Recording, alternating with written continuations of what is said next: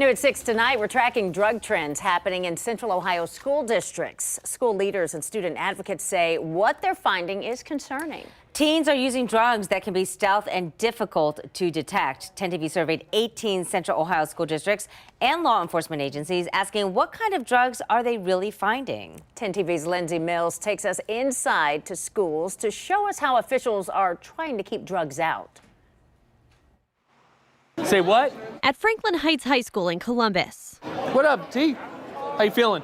Good, how about you? Not bad, not bad. School resource deputy Dan Fay not only knows the students' names, Carolina, what are we singing today? he knows their interests. Hey, how'd you do in wrestling? And often, he's the first one to know when there's a concern.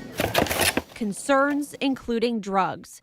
This is the test kit he uses to detect THC in the vaping devices he finds. How often would you say you have to use one of those kits? Probably say about once a month. Deputy Fay says since he started working at Franklin Heights in 2017, he's seen an increase in vaping. Franklin Heights High School is part of the Southwestern City Schools District.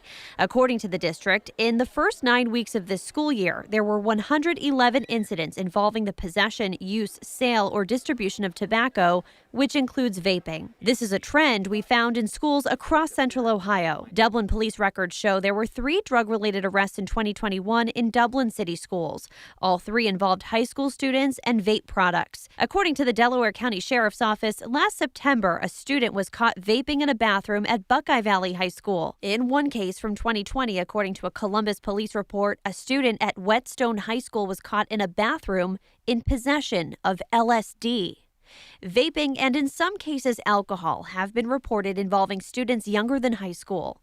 According to a New Albany police report, last October, police were called to investigate a drug complaint at New Albany Plain Local Middle School. The report shows 5 vape pens were found, along with 4 clear vials, possibly containing THC oil. Here in Marion County, the sheriff's office didn't provide a breakdown by individual school, but did say its school resource officers have reported cases of alcohol in water bottles, 2 involving middle school students. Most people have vapes, like it's a big problem. Sarah Basil is a senior at Canal Winchester High School and a member of her school's local chapter of Drug-Free Clubs of America. The benefits of this is that if any temptation to start using vapes or alcohol or drugs, being a member of this club will give you a reason to be like, I can't do that, like, no thank you. She says she's had to use that reason more than once and in all different scenarios. Finding the right way to say no is important because it can be very tempting. Liv Wastier is a Circleville City Schools high school student who is involved in the drug prevention program there, Club Future. It starts with who you're friends with and who you allow to influence you. I always tell them, don't think if it's going to happen to me. Somebody is going to offer you a substance. Franklin County Sheriff's Deputy Laura Starr has spent the past 16 years as a DARE instructor. That program now starts in 5th grade. And the biggest thing we're giving them is the DARE decision-making model to help them go through the steps to making a safe and responsible decision.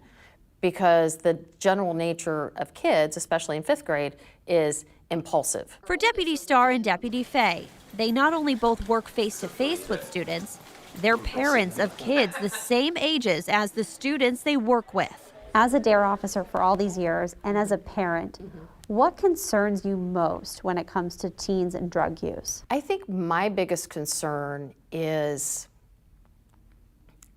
did I equip them with everything they needed? Both offer honest advice for parents like themselves. You have to research what the kids are talking about. Listen whether they're talking to you or not, or if they're on the phone or texting or tweeting. Get over the fear of not being your kid's friend.